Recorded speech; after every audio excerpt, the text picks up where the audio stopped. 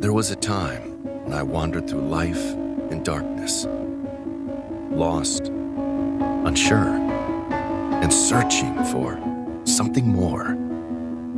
Each step felt heavy, like a never-ending journey through the night. But then, I discovered something that changed everything. A light. A light so pure and so radiant that it shattered the darkness around me, bringing hope to my brokenness, comforting me and giving me strength, casting out fear and filling my heart with unwavering faith. Just like the dawn breaks through the darkness, Jesus' light breaks through the struggles we face. It brings a new beginning, a fresh start, and a promise of everlasting life. When you believe in Jesus, His light shines within you. Even in the darkest of times, Jesus' light is always there. The road was not easy, as I am still very flawed. But with each step, I feel the pull out of darkness. My life is now filled with purpose and meaning. I have a new beginning.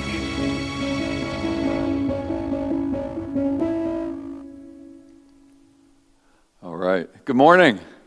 It's good to see you this morning. My name is Dave Beiser. I'm the vision pastor here at Crosspoint Church, and with me is a friend of mine, Dan Lehigh. Dan and I have been friends for probably more than 20 years. Around there. Yeah, probably right around there. And Dan and his wife, Michelle, came into the life of Crosspoint Church through what was then our contemporary service that was happening in another part of the building. And we got to know each other pretty well, and we've had lots of good personal time together, and at your house and our house, and things like that. And Dan contacted me not long ago and said, I have a story to tell, and I really feel a need to tell this story to people who need to hear it. And it was sparked by a comment I made. I didn't realize that making that comment was going to spark this. I made a comment that there were a lot of folks in our congregation who were going through challenges and difficulties. Some of them were physical difficulties, some emotional, some psychological, and some relational, and some financial, and there were people who were just really, really struggling. And from my vantage point as one of the pastors here, I get a chance to hear all of that. And so whether it comes through to me in a phone call or an email or a Facebook message or a prayer concern that you fill out on a Sunday morning with one of those prayer cards like you did last week. Or I don't know if you remember last week I said fill out one of these if you're interested in asking God to tell you, help you do something more than what you're doing right now with His will in your life, and what it is that you're working on that you want to share the goodness of God. And I got a bunch of these, and I've been praying over these all week long, by the way. These have stayed with me every day this week. I've had these in front of me, and I can't tell you how much I appreciated and valued those prayer requests that you allowed me to pray with you and for you. And so, those come into us, and every week we gather those prayer requests, and we learn things about people, and sometimes it's something relatively minor, and then sometimes it's relatively major. And I'm just going to adjust that mic just a smidge right there because it was going to fly away off your head. But sometimes it's life altering. Sometimes it's life threatening. And so Dan contacted me after I made those comments, and we prayed together as a congregation because there are just so many people in this congregation who are going through different things that are challenging. And Dan said, I think people need to hear that in the middle of the challenge there is still hope. And I don't know about you, every once in a while I need to be reminded that there's still hope, an amazing amount of God-driven, God-given hope. And so in our conversation, which was sparked right around the same time as you actually did a thing on one of the TV channels. Was it? Yeah, WGAL News 8. News 8 did a story on you and highlighted the things that you've been through and the things that you're going through, primarily because not only did you want to get the story out of your faith journey, but there's also a health journey here for you that's really important for people to hear and to take care of themselves. So I've asked Dan to share his story with you a bit, and then we're gonna chat back and forth a little bit about that story. And I want you to know that what you see in front of you is a person like all of us who looks in the mirror every day and says, "Okay, God, what are you doing?" And I want you to hear that story from him. And so, my friend Dan Lehigh, thanks for being here, Dan. Thank you for having me, Dave. Yeah. Really appreciate it. So basically, my family was diagnosed with a gene mutation called CDH1. It's adenocarcinoma cancer, which basically affects your stomach. And at that point, depending on exactly which cancer you have, if you have the CDH1, the only thing they can do is remove your entire stomach. So unfortunately, I had several people in my family pass away from it, and several in my family were diagnosed with it, and we had to have our stomachs removed. So in June 20th of 2019, it was brought to our attention that my cousin Bud had passed away due to stomach cancer, but they weren't able to detect it fast enough. It's still too new. I think I was case number 20 at Hershey Med. So, with that information, what do? Nobody wants to live without a stomach. I definitely didn't want to, and as I go on my story, you'll see my stubborncy on my side. So the cancer basically hides under the lining of your stomach, and it will not grow inside at all. It grows to the outside. The lining of the stomach is too hard for it to get through. But the problem is with that, if you wait too long, it gets to the outside, it metastasizes everything else, and there's nothing they can do. Later in 2019, my nephew was also diagnosed with stomach cancer. They found a mass in his stomach, so his was a different procedure. It was esophageal cancer. So he had to have a good portion of his stomach removed, chemo and radiation, and he's doing fine now. Now later in 2019, so 2019 was a horrible year for us. Yeah. Later in 2019, my oldest sister Dawn was diagnosed with CDH1 gene mutation after she was having problems swallowing. So this cancer does not respond to chemo or radiation in any way, so the only option was just to remove the entire stomach. So as we start talking about a family, we're trying to figure out, well, Jesse just had part of his stomach removed. He's doing okay, but how do you live without a stomach at all? And unfortunately, Dawn was the first one at case number, I think it was 17 with Hershey Med. And, she went in, had the surgery.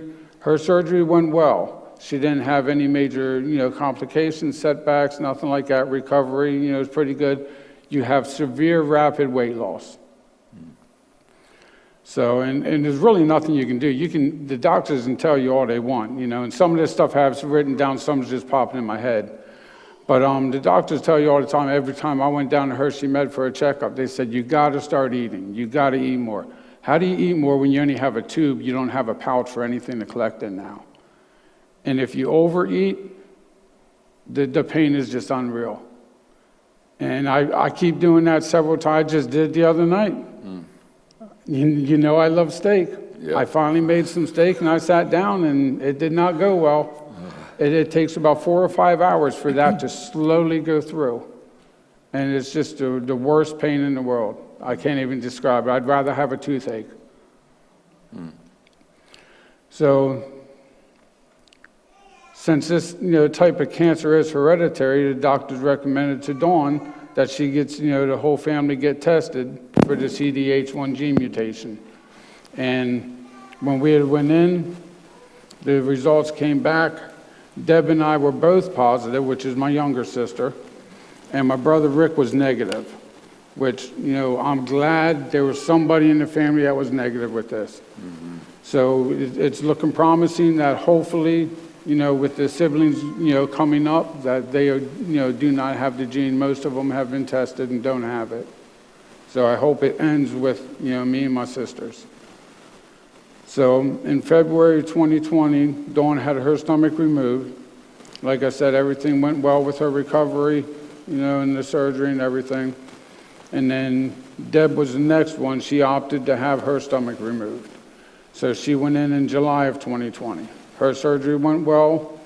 Recovery was a little slower than what Dawn's was, and nobody knows how each person's going to respond to the recovery. So Dawn, Rick, Deb, can you guys please stand at this moment? So that's my brother and my two sisters, and even though Rick was negative, I can't tell you the way it still affects him. And we don't really talk about it that much, but I know it tears him up to know that we have it and he didn't. But we're thankful he didn't. Okay, you guys can sit. Thank you. Yeah, thank you. So when I was told that I was positive, I decided at that time not to have the surgery. I asked the doctors if they had the history on how long it takes, to basically succumb to the cancer. And they said, no, it's still too early in the case study. We do not have that information. I told them I was willing to be that person. I could not fathom the fact trying to live without a stomach. So my hope was that this would, benefit other people and they'd be able to learn more. Now, all three of us, with that being said, all three of us did donate our stomachs for research. So at least, they are a lot further along right now with knowing a lot about it, just from, the three of us donating our stomach to them. So I don't even know how long ago. Everything's kind of a blur. That's why I had to write everything down during my surgery. But at some point, a little while later, my wife, Michelle, she had talked to me about my decision. She said, I know you want to help others, but I still need you here. At that moment is when I realized I needed to do this for my wife and my family. I was kind of being selfish, thinking, I'm not going to get this done. I'm just going to, let life be done. And I had no problem with that. I was totally happy going to meet my maker. If somebody's going to benefit from it and it's going to help others, that's what I'm all about.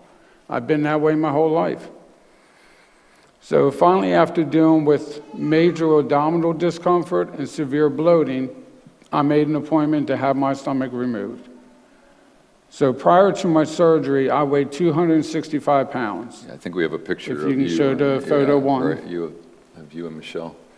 So that is me and my wife about 6 months before my surgery.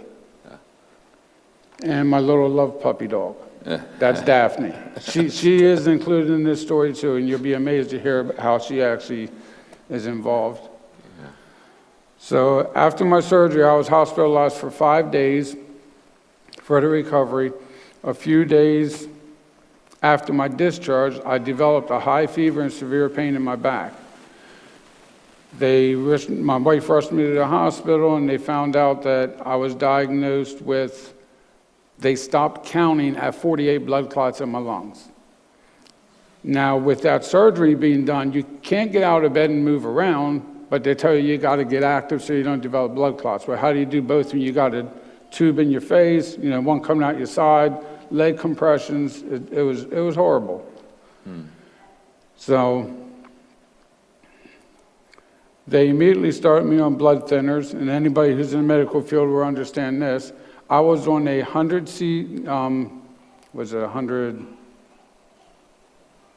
Milligrams? 100 milligrams of heparin injections twice a day. That's how bad it was. They had to get my blood thinned as fast as possible. Then after I was discharged, they put me on 5 milligram Eliquis, 1 in the morning, 1 at night. But at home, I had to do the injections for probably at least 30 days until they saw that the blood clots were starting to dissolve. So So we went in, and they had to do all the routine, and I was readmitted then after that because they did a scope and found out part of my abdominal pain was a massive leak I had where they reattached my intestines and my esophagus together. So everything I was eating and drinking was dumping out into my abdominal area, and it caused like a tennis ball sized pus pocket. So back to the emergency room I go for that. So they put me out, they go in with a scope, try and locate the leak. They can see it on the CT scan, they know where it is. So they go in to do the leak, I wake up, they said we could not find the leak when we were inside. And right away, I'm coming out of anesthesia, I'm not in a good mood. And I say, well, what do you mean you couldn't find the leak? We saw it on the CAT scan. They said, we can't find it. They said, so, and I'm sitting there, pulling on all these wires, and I start pulling on this thing that's stuck in my nose again.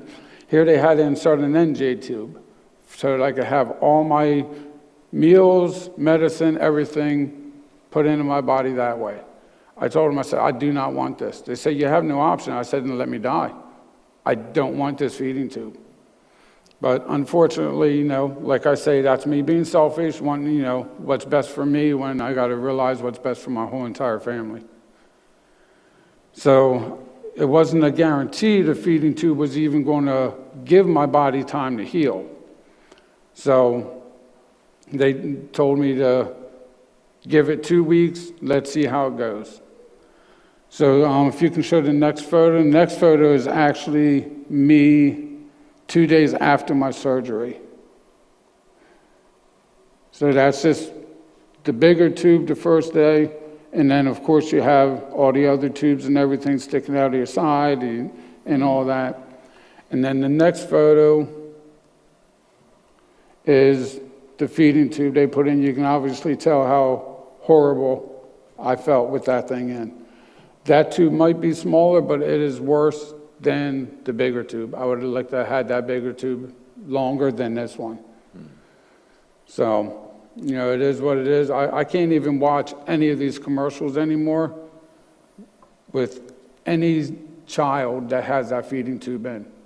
Unfortunately, I have to, either turn my head or we change the channel, and I'm not trying to be disrespectful to them, but it brings back a horrible time in my life. So after all that, another 5 days in the hospital, they decided to discharge me. So I had the feeding tube in for a total of 5 weeks. At around week 4, they told me to go ahead and start, eating small amounts of food and everything and see how it goes. I actually skipped a spot here. So when they actually sent me home after all this, and I had called my wife and told her, said, hey, they're going to be discharging me today. I'm going to be coming home, and at some point, when you're done working, you can come pick me up. She said, honey, unfortunately, I was just diagnosed positive for COVID. So at that point, I told the hospital, and they said, you cannot go home. If you get COVID, you would definitely die from it. So here we are now. I'm being discharged from the hospital. I have nowhere to go. Can't even go back to my own house right now. So my family came up with a plan to put a microwave, little mini fridge. My wife did most of the work herself, get everything together, isolate herself to the bedroom so that I can at least come back to my house. Because they wanted to send me to a short-term rehabilitation center, and my family went ballistic. They said, no, not at all. We're not allowing him to go to any kind of facility like that. So during that time, while my wife's healing from being positive for COVID, my sister Dawn, being almost 2 years out from her surgery, she had to stop over in the morning and the night to give me all my medications. Because at that point in time, I was not mentally or physically able to do it myself. I had a visiting nurse that came in and sat there and explained everything to me. She said, do you have all this? I looked at her, I said, absolutely not. I said, I don't even know what you're talking about. I have no idea what any of these medications are. And that's when Dawn said, I'll come over, I'll give you your meds. And so, Michelle's better. So she was doing that, then I was in the living room, just sitting there. And we have little puppy cameras at home because our little dog had a back injury, so we got to keep an eye on her. that she don't hurt herself or anything. So my wife was watching me on one little puppy camera, and about 2 days later, she comes out, throws open the curtain blinds and everything, and said, now that's enough. She said, I'm not going to let you sit here in the dark and the silent any longer. She said, we're getting you back into a sense of normalcy, watching shows, enjoying, and we're going to get you laughing again. I was going into a real dark place at that point in time. It was at least 2 days. I was sitting there just watching the sun come up and the sun go down. And that was my entire life. And to me, I did not want to be here anymore living that kind of life. So when my family would stop by, I would unhook my feeding tube. I didn't care if I wasn't getting the nutrients I didn't need. And I would grab my cane because I was so unbalanced and weak and everything. And they would take me outside in a backyard so that I could see Michelle through the bedroom window. That was the worst, not being able to see your loved one. You can hear each other, talk to each other, text each other. It's not the same. With us, being married, 32 years, 33 years. Which is it? 33. Just making sure we got this, right? See, right, yeah. Numbers right now are not my friend. I believe There's it. too many dates in here. That's right. So, but yeah, that was extremely hard. And as soon as I would get outside and she would open the window up and we'd start talking, I'd start crying. And I'd never been an emotional person my whole life. You can ask my family. Anybody in my family gets hurt, I'd rather laugh at you. I had no sympathy because all the stuff I went through, it is what it is. So finally, after all that, I was told I could start eating soft foods again. So one of the things they recommended was Campbell's chicken noodle soup, high in protein, very soft. So I started that protocol. And it was going well for, a couple days, a couple weeks. And then after 5 weeks, they finally removed the NJ tube. And I was able to eat, soft foods on a regular basis. A few weeks later, when I was eating or drinking, all of a sudden out of the blue, I just started vomiting. Never had this issue during my recovery, couldn't figure out what was going on. And like I say, like an idiot, I'm sitting there for about 6 hours, running to the bathroom, trying not to let my wife know that I'm vomiting, because I didn't want to cause her any more stress and aggravation, running back to the ER, even though I knew that's where I was going to end up. So once I got to the point that I couldn't even swallow my own saliva or water, I knew that was an issue. So I told Michelle. She had called her sister. Her sister came over to sit with our little doggy. That was my main priority, making sure my dog was taken care of before I went to the hospital. And back to the ER I go. So once I get there, they find out that I had a narrowing with the scar tissue and everything. And it was actually at 6 centimeters, and your esophagus should be 16 to 18 centimeters. So I could not even swallow my own saliva. I'm forcing, I'm taking water and I'm down as hard as I can, gulping as hard as I can, and it's just right back up. There was no way I could keep it down. So this happened about 4 times now. I had to go in and be, stretched over the past almost 2 years since my surgery. So during this entire process, I was sitting there looking at my mantle. We have Psalm 46:10, be still and know that I am God, on the mantle there, and I'm looking at it, and each day I'm looking, I was like, if you're God, why am I still here? Why am I not with you? I'm done with the hospitals. I'm done back and forth constantly. That was my whole life for over a year. So it's just hard when you physically, mentally cannot make decisions for yourself. And that's where I was at, even with when I was, back to work and everything. The whole mental aspect was so hard to, focus, because you're not getting the nutrients you need to keep your mind and your body going. And, having your, siblings go through it, I knew the weight loss was going to be, huge, and it was going to be rapid. But going through it yourself, you don't realize the physical until it's you, how weak you absolutely are. I was supposed to be out of work for at least 4 to 6 months, they wanted, with all the complications. I was back to work in under 3 months. So I even pushed myself to get to that point because I work for a public school. And those kids, 90% of our school district's poverty. And those kids need every opportunity they can get. And I'm not saying I'm, the best person in the world, but without me there, knowing what I know, a lot of my staff don't know a lot of things I know. So, and my wife was getting really mad at me during my recovery because my bosses were calling me, asking me, hey, what are we supposed to do here with this? How are we supposed to take care of this?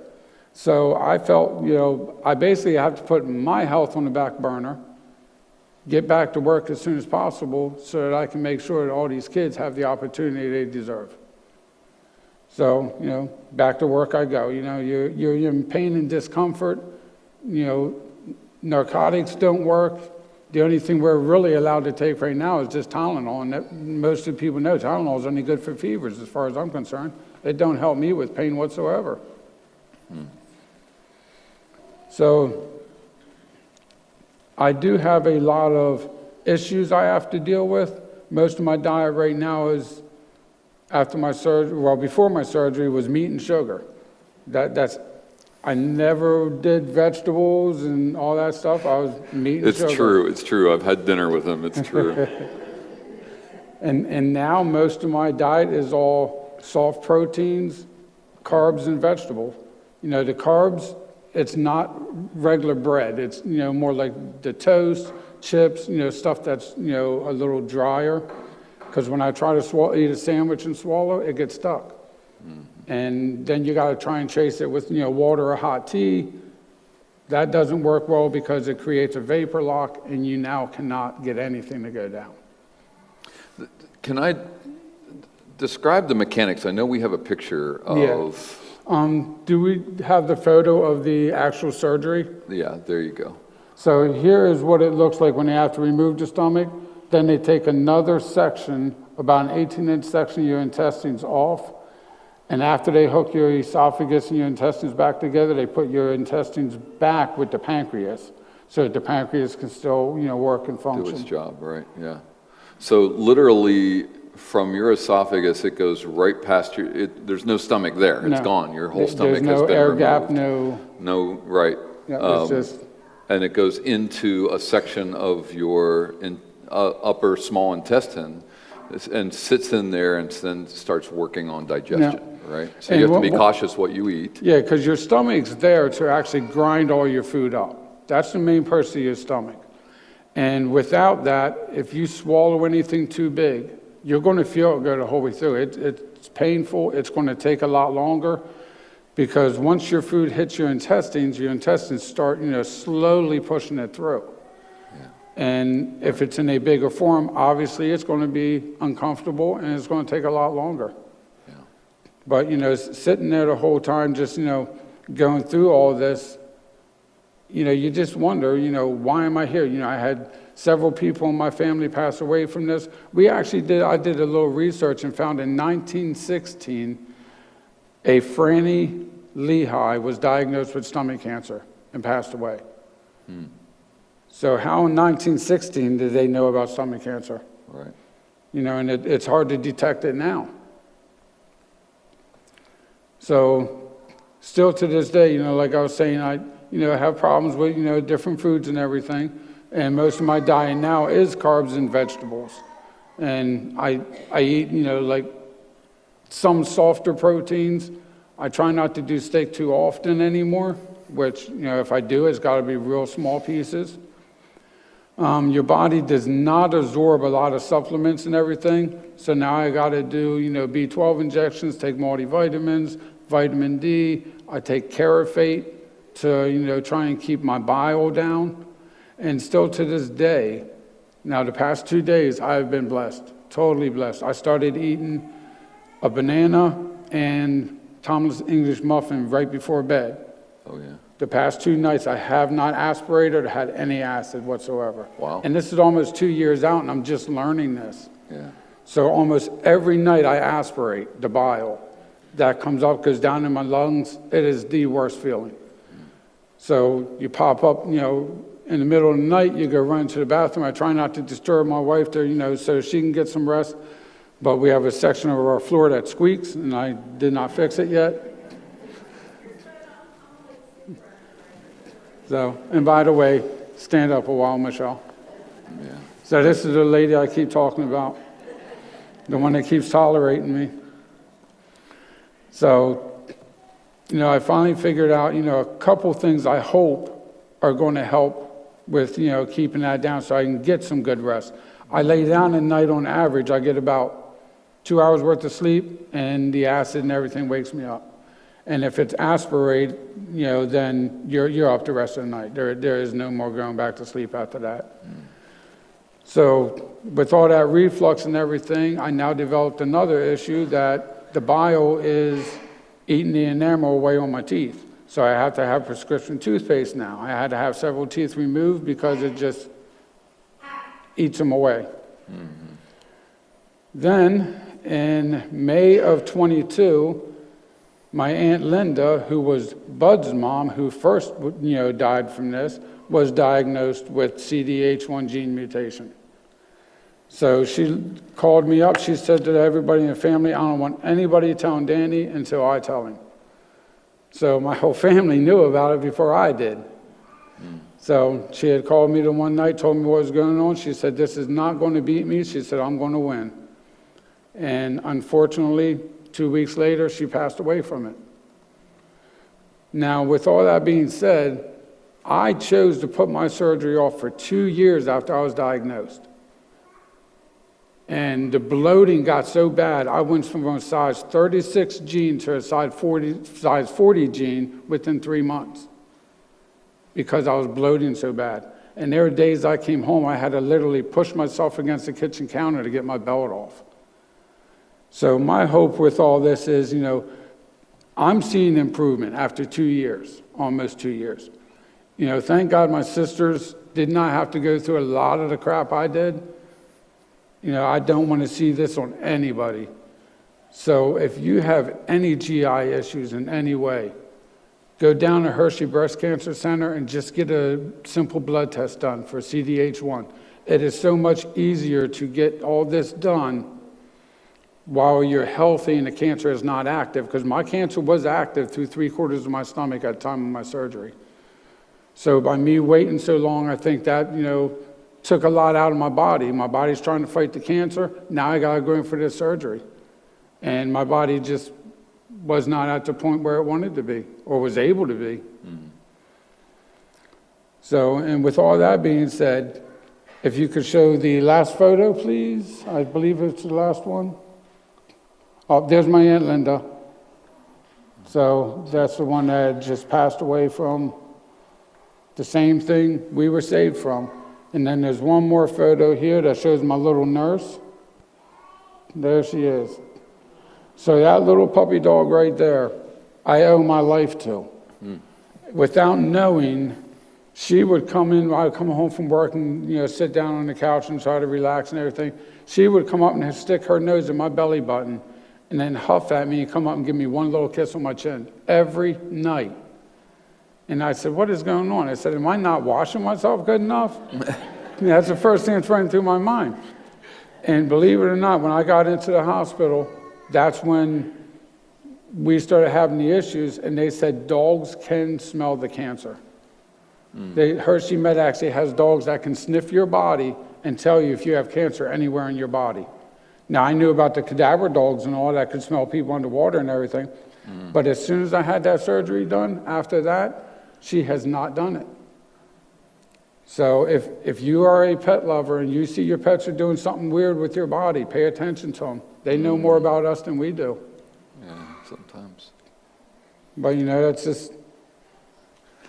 Dan, this is a lot, and we've I remember you called it your last meal at your house. We came over and we had dinner together, and you made you made a bunch of really big steaks, and you said, I'm probably not going to do this ever again, so I got to do it tonight. And then the next day you're having surgery and everything. I think there's an element, the physiological, emotional aspect of this is obvious. We see that in your face and we hear it in your words. But there's a spiritual element to this too, that you and I have had lots of conversations about that as well. And, we'd lean hard on a passage in Proverbs that says, trust in the Lord with all your heart, and lean not into your own understanding, but give it all to Him. And in Proverbs chapter 3, and you've done that in such unique ways. At the beginning, you did it by saying, "Okay, I'm ready to go meet my Maker." Michelle wasn't going to have that, and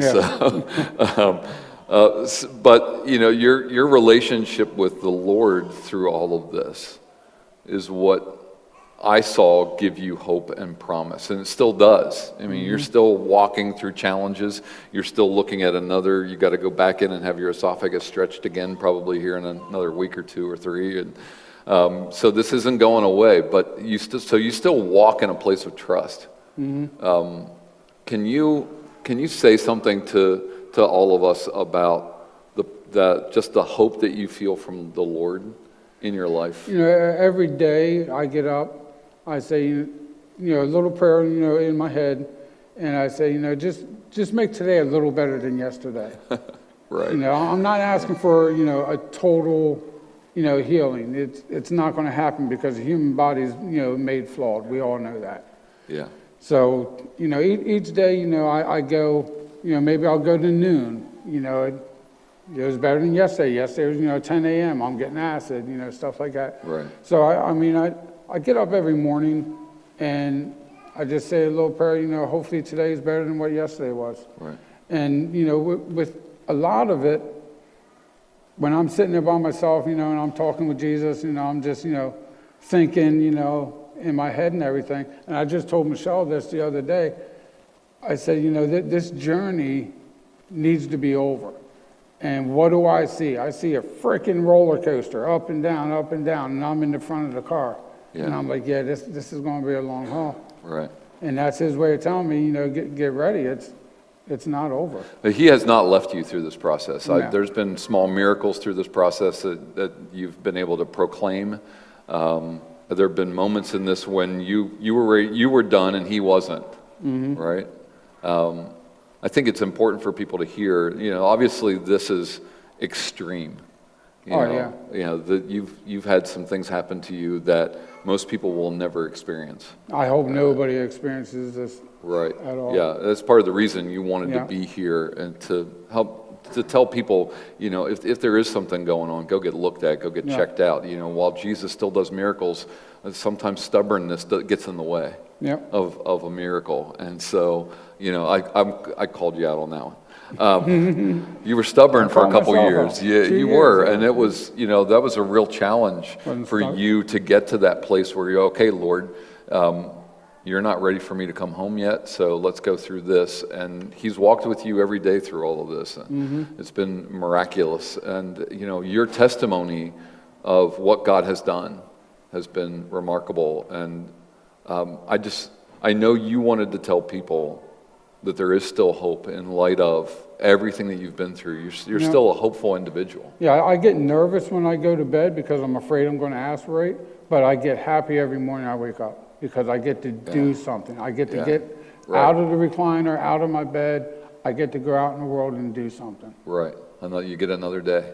Yeah. Yeah. Scripture says that sorrow comes at night, but joy comes in the morning, right? Exactly. So you're experiencing that fully and completely. And a lot of this, me and Michelle were talking about different messages that have been here. Yeah. And I said, I'm going to leave it up to Dave to pick, what he wants to, bring as far as the scripture and everything.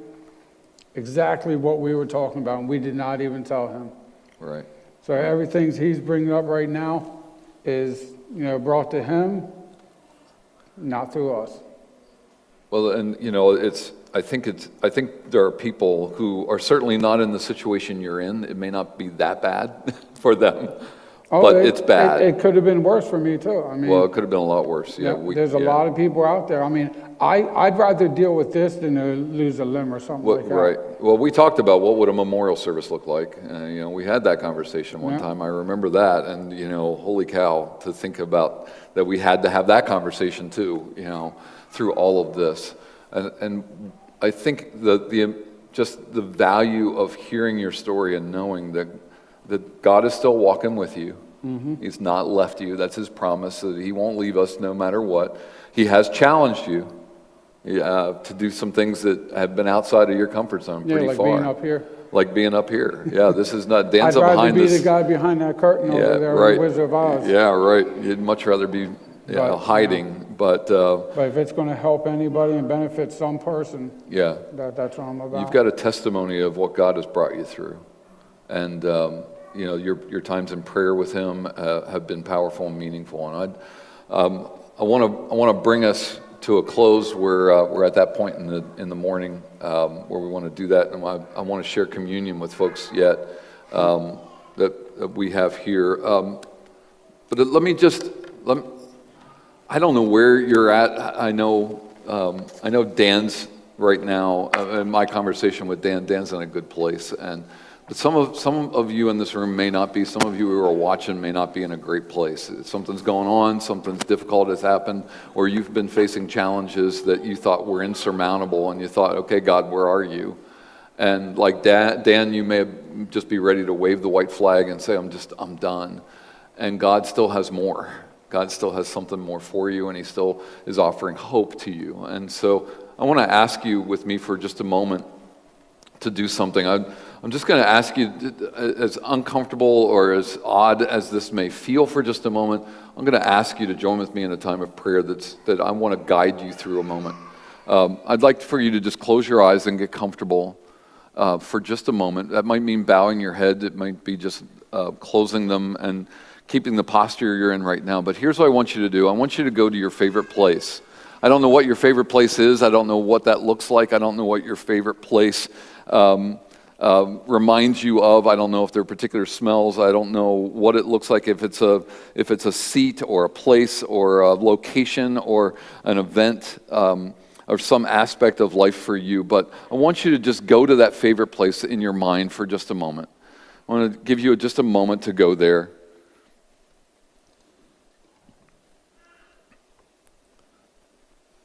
And in the quietness of that place, I want you just, in your mind, for just a moment, I want you to open yourself to this. In your favorite place, in that place where you're at right now, that favorite spot, Jesus walks into that spot with you. And he's there. It's just the two of you. It's just you and Jesus.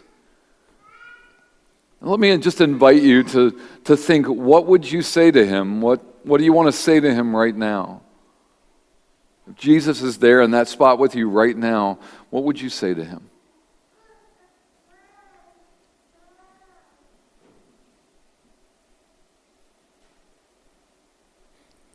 Let me ask you, what does he say back to you? In light of what you've said to him, what does he say to you?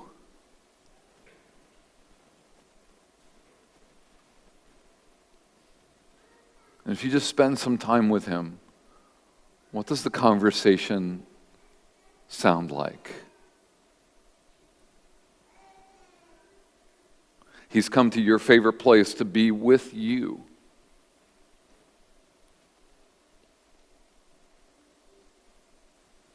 He's given up everything and surrendered all of his time and effort and energy and his life so that he could come and just be with you.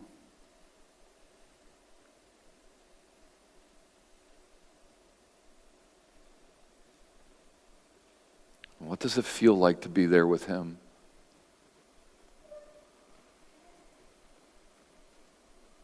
His desire is that your heart would be lifted up, that your hope would be restored, that you would be reminded that you are never, ever alone. And no matter what you go through, what things are happening in your life, He is there. And so today, be reminded in that place where you and Jesus are together. He loves you so much. He cares about you so much. He cares for you more than we can imagine. And He wants so much for your life. So today, be reminded, you are not alone. As we share in this moment of remembering, let me invite you to remember Him through communion today. I'm going to invite you to come forward and receive the elements of bread and juice, the elements that Jesus gave to us so that we could remember Him. So Lord, bless these elements today. Bread and juice. Remind us through these elements of your love for us, of your salvation for our souls, your grace and your mercy, your presence always with us. Use these elements today, Lord, we pray, that we might be blessed in the receiving of them so that we might be a blessing to others, having spent time with you. Thank you, Lord Jesus. It's in your name we pray. Amen. Thank you for watching Crosspoint Online this week. We hope that you enjoyed that message and got something out of it. Before we let you go, we do want to give you the opportunity to be part of the community here at Crosspoint Church through giving. Your giving helps do all of the different ministries we're involved in with kids and with young adults and teenagers and families in the community, work we do around the world in Sierra Leone and other places. And you can be a part of that by giving through Crosspoint Church. You can go to the link that is right in the description of this video, go online and give there. You can click this QR code that's at the bottom of the screen. It'll take you right to that page. We appreciate everybody who wants to be a part of the giving that helps the ministries of Crosspoint Church happen. Thanks, and we will see you next time.